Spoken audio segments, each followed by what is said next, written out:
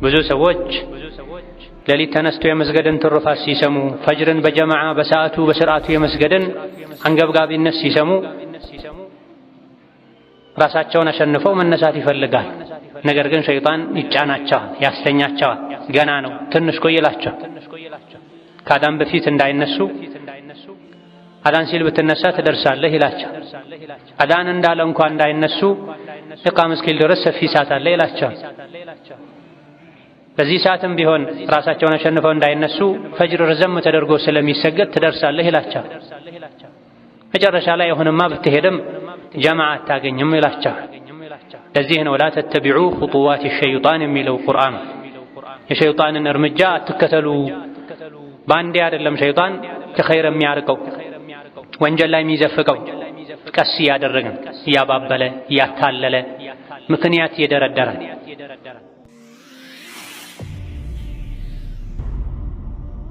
ለሶላት አልፈጅር በአግባቡ ለመነሳት በስርዓቱ ለመስገድ ከሚያግዙ ነገሮች አንዱ ምግብን፣ መጠጥን፣ ወሬን፣ እንቅልፍን፣ ከሰው ጋር መገናኘትን መቀነስ። እነዚህ 5 ነገሮች የገፍላ መነሻ ናቸው፣ የቀልብ መድረቅ መንስኤዎች ናቸው። ليس من يقطع طرقا بطلا إنما من يتقي بسم الله الرحمن الرحيم يا الله باروچوي الله ያዛችሁን በመታዘዝ የከለከላችሁን በመከልከል ሁሌም በሁሉም ጉዳይ ላይ በሁሉም ቦታ ላይ የሚገባውን ፍራቻ ፍሩት። ለአኺራችሁም ስንቅ ያዙ። ከስንቆች ሁሉ በላጭ አላህን ተባረከ ወተዓላ መፍራትን። ዛሬ ዱንያ ላይ አላህን ይፈራ አኺራ ላይ ምንም አይፈራ። ዛሬ ዱንያ ላይ አላህን መፍራትን ትቶ እንደፈለገ የሆነ አኺራ ላይ ሰላም ሊያገኝ አይችልም።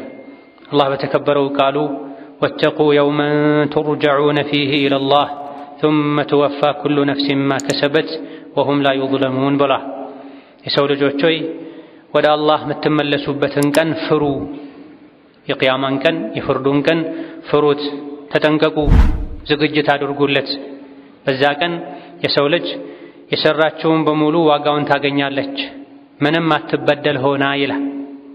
እዚህ ዱንያ ላይ አላህን የፈራ እውነተኛው ፍርድ የሚሰጥበትን ቀን የፈራ የተዘጋጀ አኺራ ላይ ሰላም ያገኛል። እዚህ ግን እንደፈለገ የሆነ ራሱን የበደለ አላህን ያስቆጣ አኺራ ላይ ማምለጫ ሊያገኝ አይችልም። አላህን ተባረከ ወተዓላ መፍራት አንዱ ምልክት ያዘዘውን መታዘዝ ነው። አላህ ካዘዘን ነገሮች አንዱ 5 ወቅት ሶላቶችን በአግባቡ በታዘዝነው መሰረት መስገድ። ባለፈው ኹጥባችን ዐስርና ፈጅር ሶላትን ከሌሎች ሶላቶች ለየት ባለ መልኩ ትኩረት ሰጥቶ መስገድ አንገብጋቢ እንደሆነ፣ ዐስርና ፈጅርን ቸላ ማለት ከሌሎች ሶላቶች በተለየ መልኩ አላህ ትኩረት እንዲሰጣቸው ስላዘዘ፣ እነዚህ ሶላቶችን ቸላ ማለት ደግሞ የኢማን የዲን ድክመት እንደሆነ ገልጸን ለፈጅር ሶላት የሚያግዙ የተወሰኑ ነጥቦችን አይተናል። በተለይ የፈጅር ሶላት የሰው ልጅ ከሸይጣን ጋር ግብ የሚፈጥርበት ሶላትን ሌሊት ተኝተው ያደሩ የሰው ልጆችን በዛው እንዲቀጥሉ የፈጅር ሶላት ወቅት እንዲያልፋቸው ገና ነው ተኙ፣ አለይከ ለይሉን ጠዊል ረጅም ሰዓት አለ ቀስ ብለህ ትነሳለህ ያለ የሰው ልጆችን ሸይጣን በእንቅልፍ እንደሚያዘናጋ፣ ሙቀት እንዲሰማቸው ምቾት እንዲሰማቸው ሸይጣን የራሱን የገፍላ ልብስ የመዘናጋት ልብስ እንደሚደርብባቸው ነቢዩ ዓለይሂ ሰላቱ ወሰላም ተናግረዋል። ብዙ ሰዎች ሌሊት ተነስቶ የመስገድን ትሩፋት ሲሰሙ፣ ፈጅርን በጀማዓ በሰዓቱ በስርዓቱ የመስገድን አንገብጋቢነት ሲሰሙ ራሳቸውን አሸንፈው መነሳት ይፈልጋል። ነገር ግን ሸይጣን ይጫናቸዋል፣ ያስተኛቸዋል። ገና ነው ትንሽ ቆይላቸው። ከአዳን በፊት እንዳይነሱ አዳን ሲል ብትነሳ ትደርሳለህ ይላቸው። አዳን እንዳለ እንኳን እንዳይነሱ ኢቃም እስኪል ድረስ ሰፊ ሰዓት አለ ይላቸው። በዚህ ሰዓትም ቢሆን ራሳቸውን አሸንፈው እንዳይነሱ ፈጅር ረዘም ተደርጎ ስለሚሰገድ ትደርሳለህ ይላቸው። መጨረሻ ላይ አሁንማ ብትሄድም ጀማዓ አታገኝም ይላቸው። ለዚህ ነው ላ ተተቢዑ ኹጡዋት ሸይጣን የሚለው ቁርአን። የሸይጣንን እርምጃ አትከተሉ። በአንዴ አይደለም ሸይጣን ከኸይር የሚያርቀው ወንጀል ላይ የሚዘፍቀው ቀስ እያደረግን እያባበለ እያታለለ ምክንያት እየደረደረን ከመጀመሪያው ሸይጣን ለኛ ጠላት ነው። የጠላታችሁን ምክር አትስሙ ተብለናል። ኢነ ሸይጣነ ለኩም ዐዱውን ፈተኺዙሁ ዐዱዋ። የሰው ልጆች ሆይ ሸይጣን ለእናንተ ግልጽ ጠላታችሁ ነው። ጠላትነቱንም በይፋ ያወጀ አባታችሁ አደምን እናታችሁ ሐዋን ከጀነት ያስባረረ እናንተም እዚህ ዱንያ ላይ እንድትንከራተቱ ሰበብ የሆነ ወደ ጀነት እንዳትመለሱ በሚችለው ሁሉ እንደሚሰራ በይፋ የተናገረ ጠላታችሁ ነው። እናንተም ጠላት አድርጉት ተብሏል። ታዲያ አላህ ሐየ ዐለ ሶላህ ሐየ ዐለል ፈላህ ብሎ ጠርቶን እንድንተኛ የሚያደርገው አላህ ያዘዘንን እንዳንፈዘም የሚያደርገው ሸይጣን። የሸይጣንን ምክር ልንሰማ አይገባ። እሺ ብሎ ግን የሸይጣንን ምክር ሰምቶ የፈጅር ሶላት ወቅትን በእንቅልፍ ያሳለፈ ሸይጣን ይቆጣጠረዋል፣ ፊቱ ላይ ይሸናበታል። ነቢዩ እንዳሉት አለይሂ ሰላቱ ወሰላም የሰው ልጅ ከሸይጣን ጋር ግልጽ ጦርነት ላይ ነው ያለ። አሸናፊው ያሸነፈውን አካል ይቆጣጠራል፣ ይጫወትበታል። የሰው ልጅ በኢማኑ ጠንክሮ በርትቶ ሸይጣንን ካሸነፈ ሸይጣን ይፈራዋል፣ ይሸሻል። አላህን የሚፈራ ለዲኑ ጥንቁቅ የሆነን ሰው ጥላውን ሁሉ እንደሚፈራ ደጋግ ቀደምቶች ተናግረዋል። በተቃራኒው ደግሞ ለዲኑ ማይጠነቀቅ ሸይጣን እንደፈለገ የሚጋልበው ሰው ምኑንም አይፈራ። የፈጅር ሶላት ካለፈው ተሳክቶለት መጨረሻ ላይ አላህን የሚፈሩ ፊራሳ ያላቸው ሰዎች ይሄን ማስተዋልም ይችላል። ፈጅር የማይሰግድ ሰው ፊቱ ላይ ድብርት፣ ገፍላ ይታይበታል። ቀኑን ሙሉ የተጫጫ ነው፣ እያዛጋ በማያጋጨው ከሰው ጋር እየተጋጨ ትርፍ ንግግር እየተናገረ ይውላል። አላህን ፈርቶ አላህ ባዘዘው መሰረት ፈጅርን በሰዓቱ ከሰገደ ሰው በተቃራኒ አላህ ባዘዘው መሰረት ቀደም ብሎ ተዘጋጅቶ ሐየ ዐለ ሶላህ ለሚለው ሐየ ዐለል ፈላህ ለሚለው የአላህ ጥሪ መልስ ሰጥቶ ፈጅርን በሰዓቱ የሰገደ ሰው ንቁ ይሆናል። ቀኑን ሙሉ ቀሎት ይውላል። ፊቱ ላይ የኢማን ኑር ይታይበታል። ጸባዩ ያምራል። ደረቱ ሰፊ ይሆናል። ነገሮችን መቋቋም ይችላል። በተቃራኒው ግን የቀኑን ጅምር አላህን በመታዘዝ ሳይሆን ሸይጣንን በመታዘዝ የጀመረ ፈጅር ላይ የተኛ ቀኑ ይበላሻል። ሸይጣን ፊቱ ላይ ሸንቶበት ስቆበት ይሄዳል። ለዚህም ከሰዎች ጋር ግንኙነቱ የተበላሸ ይሆናል። ይጨቃጨቃል፣ ይነጫነጫል። ቀኑን በወንጀል ስለጀመረው ቀኑን ሙሉ ጠዋት የጀመረው ወንጀል ሌላ ወንጀል እንዲሰራ በር ይከፍትለታል፣ ይገፋፋዋል። ከሰሓቦች እንደተነገረው አልሐሰነቱ ተቁሉ ኡኽቲ ኡኽቲ ተብሏል። መልካም ስራ እህቴን አስከትልልኝ ይላል፣ መጥፎ ስራም እህቴን አስከትልልኝ ይላል ተብሏል። አንድ የኸይር ስራ የሰራ ሰው የዛ ኸይር ስራ የዱንያ ጀዛው ሌላ ኸይር ስራ መስራት፣ አንድ የወንጀል የሰራ በሩን የከፈተ ደግሞ የዛ የወንጀሉ ቅጣት እዚህ ዱንያ ላይ ሌላ ወንጀል እንዲሰራ ይደረጋል።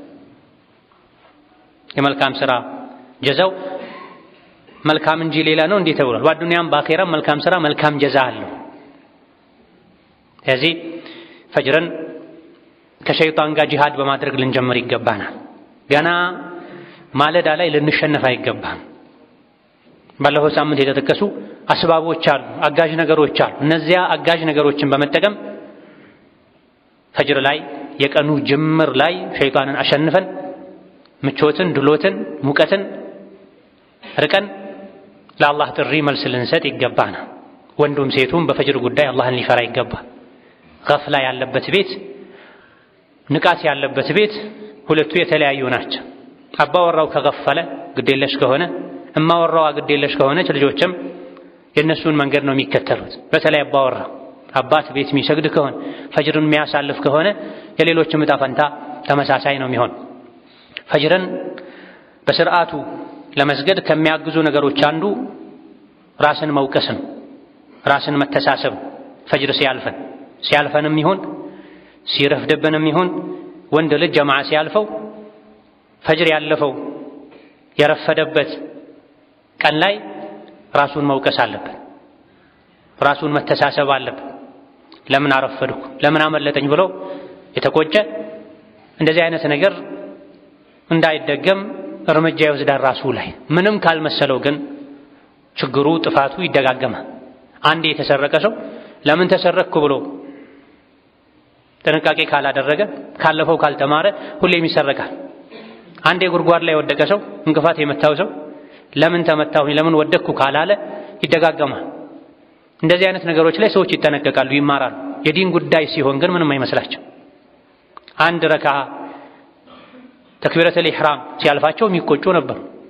አንድ ቀን ጀማዓ ሲያልፋቸው የሚቆጩ ነበሩ። ከደጋ ቀደምቶች ውስጥ ልጅ ሞቶብኝ አላህ ሰብር ይስጥህ ያለኝ ሰዎች በጣም ብዙ ናቸው። ነገር ግን ሶላተል ዐስር አምልጦኝ አላህ ሰብር ይስጥህ ያለኝ አንድ ሰው ብቻ ነው ብላ። የሶላተል ጀማዓን አጅር ማጣት ቤተሰብን በሞት ከማጣት የከፋ አድርገው ይወስዱት ነበር። ብዙ ሰዎች የሚረዱት ዱንያዊን ሙሲባ ነው። አደጋ ያደረሰበት ሰው ሰዎች ሄደው ያጽናኑታል፣ አላህ ሰብር ይስጥህ ይሉታል። ነገር ግን ጀማዓ አምልጦት ጀማዓ የማምለጥን ሙሲባ ተረድቶ አላህ ሰብር ይስጥህ የሚል ብዙም አናገኝ።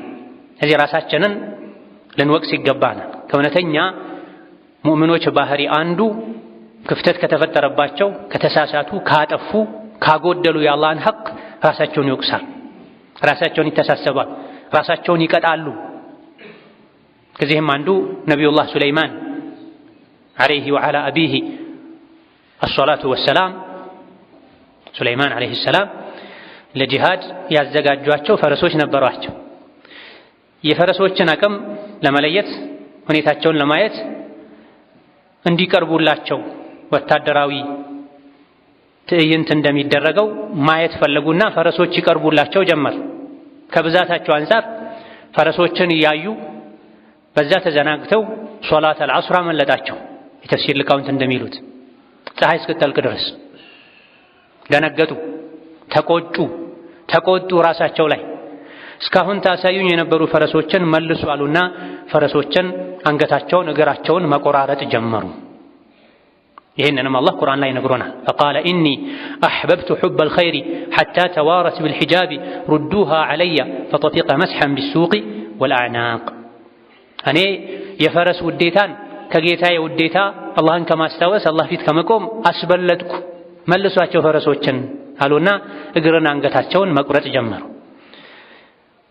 በሃይማኖታቸው በእምነታቸው የፈረስ ስጋ ይበላ ስለነበረ ፈረሶችን ሁሉ ያዘናጓቸው፣ ከሶላተል ዐስር ያዘናጓቸው ፈረሶችን ሁሉ አርደው ስጋቸውን ለምስኪኑ እንዳከፋፈሉ የተፍሲር ሊቃውንት ገልጸዋል።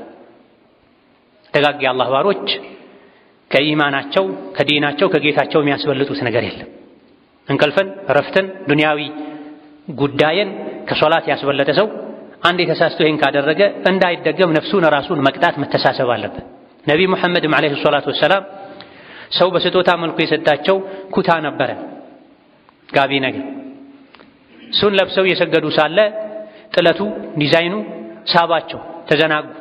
ልክ ሶላቱን እንደጨረሱ ጠቅልለው ሰጥተው ይሄን ስጦታ ለሰጠኝ ሰው መልሱለት፣ ሶላቴ ላይ ያዘናግቶኛል፣ ጥለት የሌለው ማያዘናጋ ሌላ በምትኩ አስመጡልኝ አሉ ዓለይሂ ሰላቱ ወሰላም። ማንኛውም ከዒባዳ ከዲን የሚያዘናጋ ሶላትን የሚያስረሳ ሶላትን ፍሬ አልባ የሚያደርግን ነገር ዞር ልናደርግ ይገባል። እነዚህ ነቢያቶች ናቸው፣ አርአያዎቻችን ናቸው። ከሰገደን እንደነሱ ነው መስገድ ያለብን። ሱለይማን ፈረስን የሚያክል ሀብት ያውም የጂሃድ ንብረት ከሶላት አዘናጋኝ ብለው አስወግደዋል። ነቢ ዓለይሂ ሰላቱ ወሰላም ያውም ስጦታ የማይመለስ ከመሆኑ ጋር እንዲቀየር አድርገዋል። ምክንያታቸውን ሲናገሩ ፈኢነሃ አልሀትኒ አን ሶላቲ አኒፈን ብለዋል። ከማ ቃል ዓለይሂ ሰላቱ ወሰላም ሶላት ላይ ያዘናጋኛል።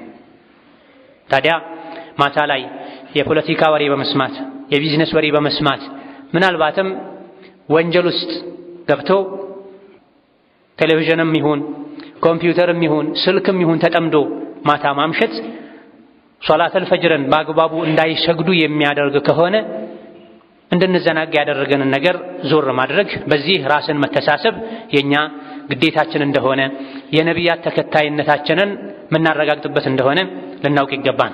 ብዙ ሰዎች ፈጅር በአግባቡ የማይሰግዱት ማታ ስለሚያመሹ፣ ከኢሻ በኋላ ማምሸት መቆየት የተጠላ እንደሆነ ባለፈው ኹጥባችን ጠቅሰናል። ምክንያቱ ፈጅርን በአግባቡ እንዳይሰግዱ ስለሚያደርግ። በቂ ምክንያት ያለው ሰው ካልሆነ በስተቀር ድንገተኛ ሐጃ ገጥሞት እንግዳ መጥቶበት መሪ ሆኖ የዕልም ሰው ሆኖ ማታ እንጂ ማጥናት ማይችል ሰው የተወሰነ ሊቆይ ይችላል። እሱም ቢሆን ፈጅርን እንዳይሰግድ የሚያደርግ መሆን የለበትም።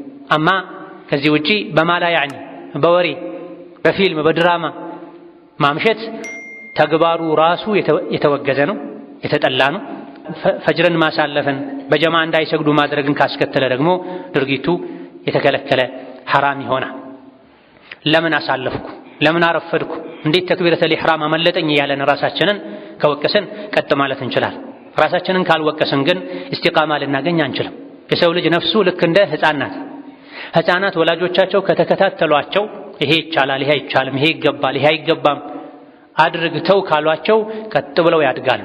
አደብ ያላቸው የሚያኮሩ የሚያስደስቱ ይሆናል። ሕፃናትን ወላጆቻቸው ልቅ ካደረጓቸው ደግሞ ምንም አደብ አይኖራቸው። መባል የሌለበትን ይላሉ፣ መደረግ የሌለበትን ያደርጋሉ። በልጅነት በለጋነት ካላጠፏቸው ካላስተካከሏቸው ትልቅ ሆነውም በዛው ይቀጥላሉ። ነፍስም ልክ እንደዚሁ ናት።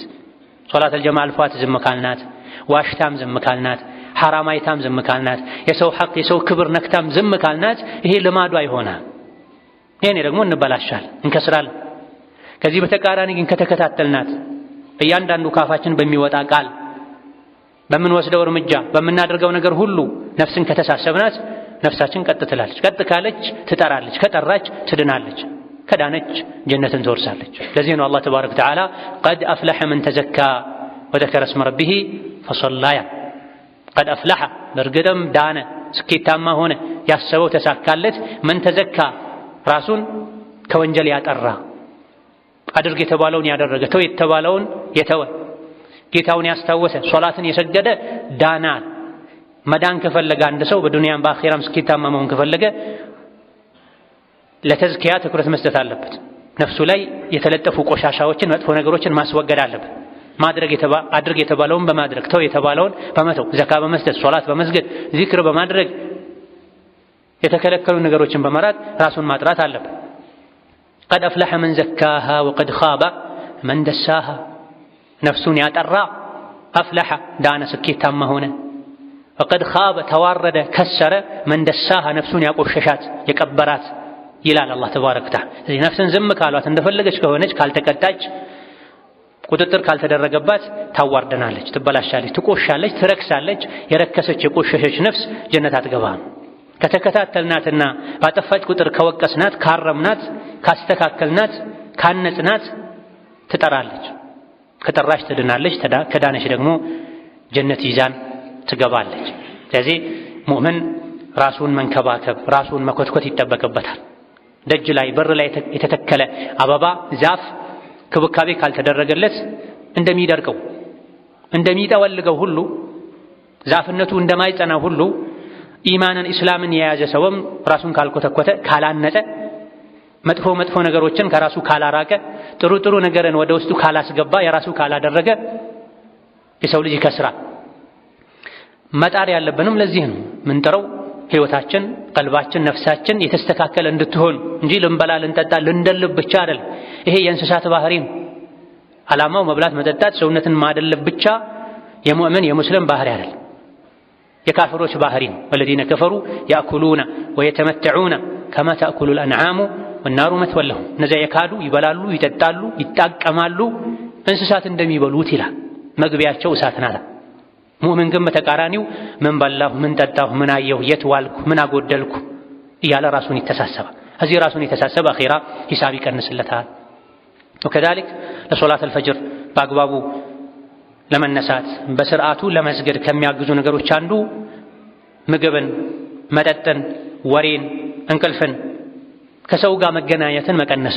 እነዚህ 5 ነገሮች የገፍላ መነሻ ናቸው። የቀልብ መድረቅ መንስኤዎች ናቸው። አስፈላጊ ያልሆነን ወሬ ካበዙ፣ እይታ ካበዙ፣ ምግብ መጠጥ ካበዙ፣ ከሁሉም ሰው ጋር ልቅ ግንኙነት ከፈጠሩ ሁሉም የራሱን መጥፎ ባህሪኛ ላይ የለጠፈ ስለሚሄድ ያጋባብን ስለሚሄድ ገፍላ ውስጥ እንገባል፣ እንዘናጋል። ያየነው የሰማነው ሁሉ እኛ ላይ ተጽዕኖ ያደርጋል። አብዝቶ የበላ ሰው አብዝቶ ይጠጣል። አብዝቶ የጠጣ ሰው አብዝቶ ይተኛል። አብዝቶ የተኛ ሰው ብዙ ኸይር ያልፈዋል። ብዙ ኸይር ያለፈው ሰው አኺራ ላይ ይቆጫል፣ ይጎዳል። ይህ እንዳይሆን በተለይ ራትን መቀነስ፣ መጠጥን መቀነስ፣ በጊዜ መተኛት፣ ቀን ላይ የምናገኛቸው ሰዎች ሁሉ ኸይር የሚያስታውሱ ኸይር የሚናገሩ ማድረግ ይገባል።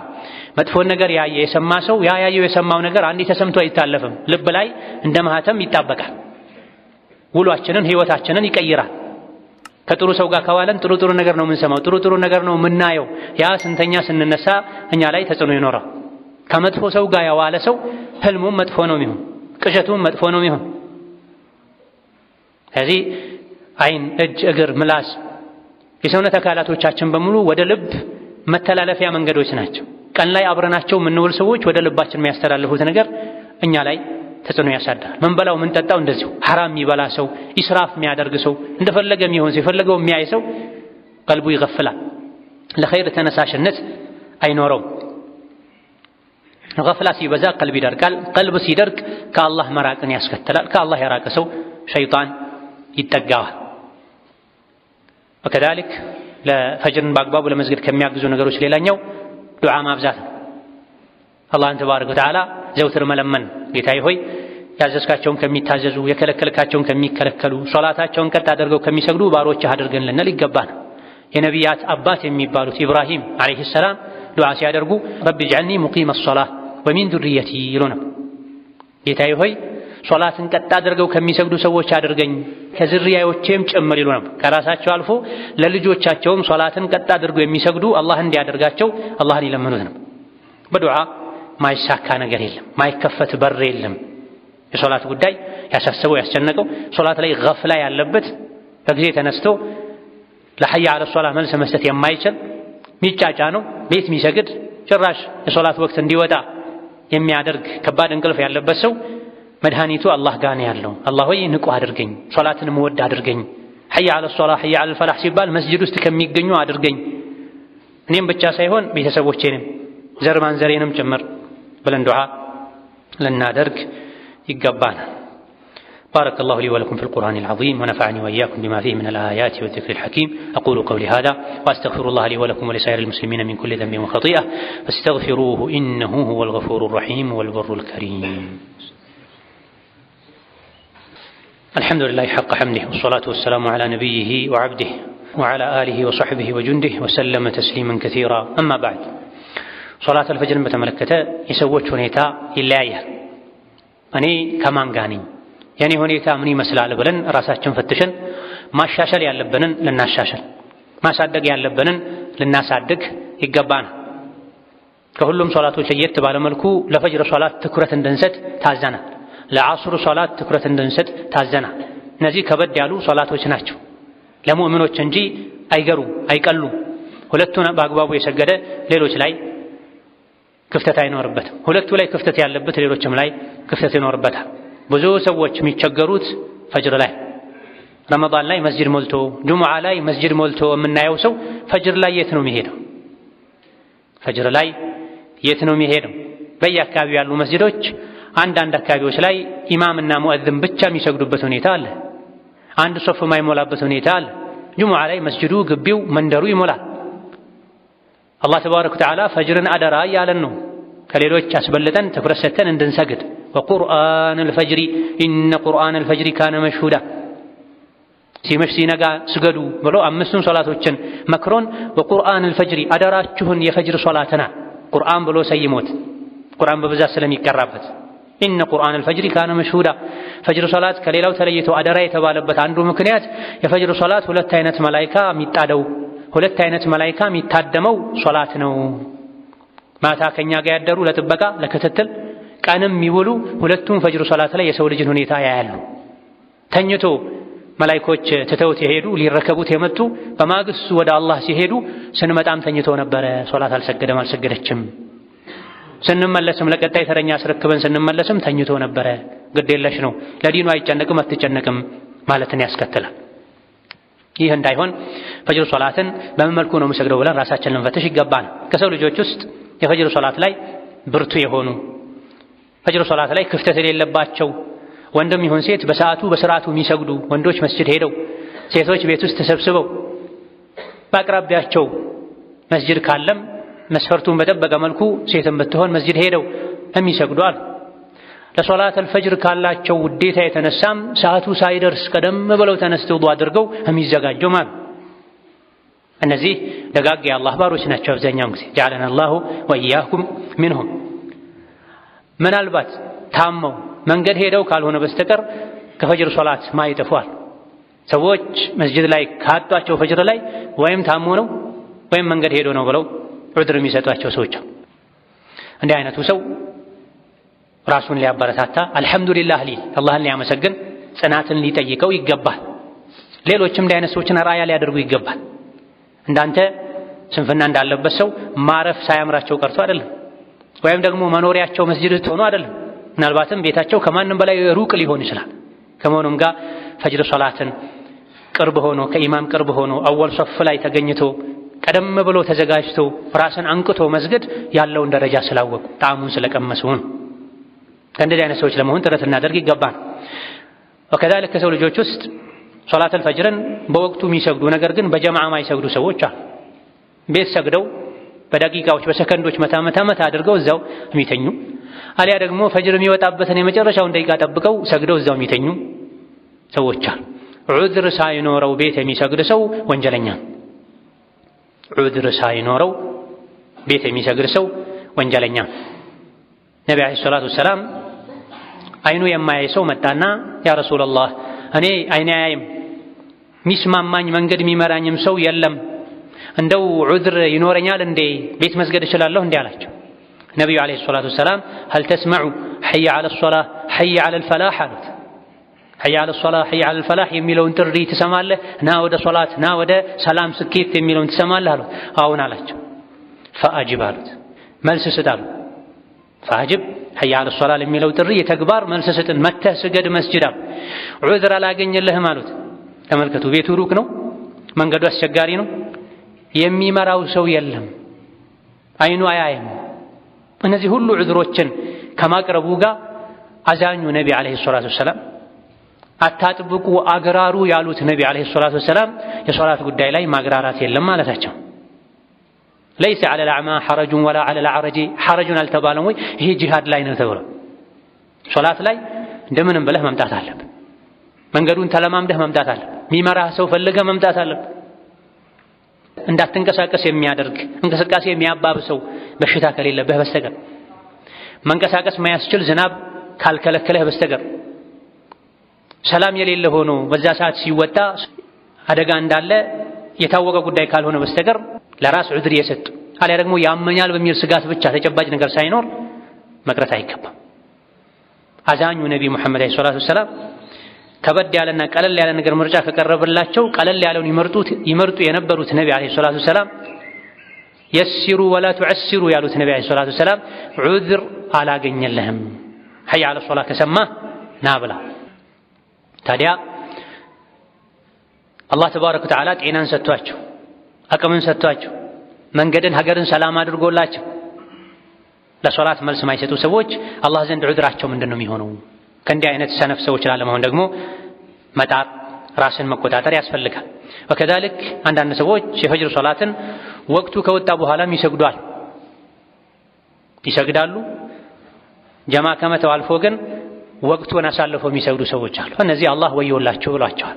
ፈወይሉ ሊልሙሰሊን አለዚነ ሁም ዐን ሶላቲሂም ሳሁን።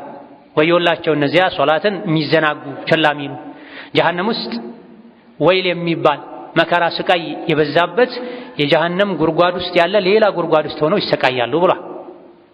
አኺራን የመርሳት ሞቶ በመቀስቀስ በትክክል ያለማመን አንድ ምልክት ነው። ፈጅር ሶላት የሚሆን ሌሎች ሶላቶችን ከወቅታቸው ማሳለፍ። ሙሉ በሙሉ ደግሞ ማይሰግዱ ሰዎችም አሉ። ዙህር ይሰግዳሉ ስለሚመቻቸው፣ አስር ይሰግዳሉ ስለሚመቻቸው፣ ፈጅር ግን ስለሚከብዳቸው ጭራሽ ማይሰግዱ ሰዎች አሉ። እነዚህ ከእስላም የወጡ ናቸው። ነቢያችን ዓለይሂ ሰላቱ ወሰላም በይነ ረጁሊ ወበይነ ሽርኪ ወልኩፍሪ ተርኩ ሶላት ብላ። በአንድ ሰው በኩፍርና በክህደት መሃል ያለው ልዩነት ሶላትን መተው ነው። ሶላትን የተወ ከፍሯል። ስንት ሶላት ከተወነው ከፍሯል የሚባለው የተለያዩ አስተያየቶች ያሉ ሲሆን ትክክለኛው አንዲትን ሶላት አይኑ እያየ ወቅቱ እስኪወጣ ድረስ በተለይ ጀምዕ ማይደረግ የሆነ ሶላትን ወይም ቀጥሎ ካለው ጀምዕ ከሚደረገውም ጋር ሰግዳለሁ ሳይል ያለ ዑድር የማይደረግ ከመሆኑ ጋር የአንድ ሶላት ወቅት እስኪወጣ ድረስ አይቶ ዝም ያለ ከእስላም ይወጣል። ለዚህ ነው ነብዩ ሰለላሁ ዐለይሂ ወሰለም መን ፋተቱ ሶላቱል ዐስሪ ፈቀድ ሐቢጠ ዐመሉሁ ያል የዐስሩ ሶላት ወቅት ያለፈው ሰው የሱ ስራው ተበላሽቷል። አንድ ሶላት ስራ የሚያበላሸው ኩፍርን ስራ የሚያበላሸው ኩፍርን ዐስሩ ሶላት ያለፈው ሰው ቤተሰቡን ንብረቱን እንዳጣ ነው አሉ የሚደርሰውን ኪሳራ ሲናገር። ስለዚህ ዱንያዊ አኺራዊ ኪሳራ ያስከትላል አንዲትን ሶላት ማሳል። ሆኖም የፈጅር ሶላት ራሳችንን ተቆጣጥረን ራሳችን ፈትሸን የት ነው ያለሁት እየተዘናጉ የሚመጡ መጨረሻ ላይ ከማሰላም በፊት የሚመጡ የመጨረሻ ጀማዓ የሚያገኙዋል ጀማዓ አልፏቸው ለብቻቸው የሚሰግዷል አንድ ሁለት ሰው አግኝተው የሚሰግዷል። ይሄም ጉድለት ለፈጅር ሶላት ቀደም ብሎ ተዘጋጅተው ከቻሉ ከኢማም ቅርብ ሆኖ ቀድሞ ራስን አንቅቶ በሙሉ ልብ ለመስገድ ጥረት ማድረግ ያስፈልጋል። አቤት መስገድ ማርፈድ ጭራሽ ደግሞ መተው ይሄ አላህ ዘንድ ተባረከ ወተዓላ መጠየቅን መዋረድን ያስከትላል። በተለይ ሶላተል ፈጅር የኢማን መለኪያ ነው።